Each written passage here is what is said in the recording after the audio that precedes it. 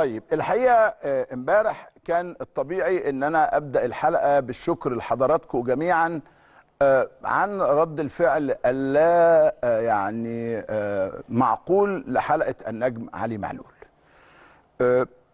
على فكره كل اللي حصل في الحلقه زي ما انتم شفتوه، لانه يبقى السؤال دائما وابدا: وانت بجد اتفاجئت؟ وانت بجد اتخضيت؟ والله العظيم اتفاجئت، والله العظيم اتخضيت، لانه فعلا ما كانش في الحسبان. كنا بنحاول بقالنا فتره، وكنا المفروض يوم 6 اكتوبر حلقه الافتتاح كانت هتبقى مع علي معلول، وقعدنا فتره طويله على هذا الامر، وكنا دايما انا وهشام جمال واحمد جمال وفريق العمل بالكامل امتى نجيب معلول، امتى نجيب معلول، ولانه كنا عارفين ان الجماهير هتطمن عليه. لكن جاء وقت علي معلول ودخل عليا الاستوديو، او دخل عليكم الاستوديو فجاه ليصنع حاله من البهجه. لكن ردود الافعال والارقام المليونيه التي تحققت ما كناش متوقعينها ابدا على الاطلاق.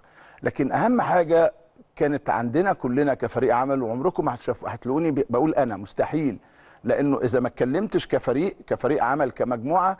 انا على فكره انا عندي مشكله في حياتي، انا بحب العمل الجماعي، وما احبش ابدا يقول لك يا عظيم يا كبير انا ما بحبش ده. احب تقول لي الفرقه بتاعتك، الفريق بتاعك، المجموعه بتاعتكم، اسف مش بتاعي، اسف بتاعتنا كلنا عامله نجاح وعامله شغل كويس. ده اكتر حاجه بتسعدني في الدنيا، لانه مش هتقدر تشيل الشغل كله لوحدك، ولا تقدر تشيل الحاله كلها لوحدك. انا بني ادم ديمقراطي الى اقصى درجه، لكن طالما اتخذ قرار بصمم عليه، لانه بيبقى نتيجه مناقشات ومروح ومجي وشغل وتعب وجهد وكد، الا الله لا يقدر اذا حصلت ظروف خارجه عن الاراده او ظروف غير طبيعيه. فالشكر لحضراتكم. وعايز اوريكم صوره علي معلول النهارده في التمرين. يعني كنا بنحط لكم صوره علي طول الوقت، تحس انه كان زعلان شويه، كان لسه بيفكر شويه، لسه سرحان شويه. علي الفارق كبير، علي الامر تغير تماما. دي دخلت علي في الحلقه لو انتم تتذكروها، واستقبالي ليه، كل ده كان طبيعي، كل ده ولا كان في اي حاجه لا مخططه.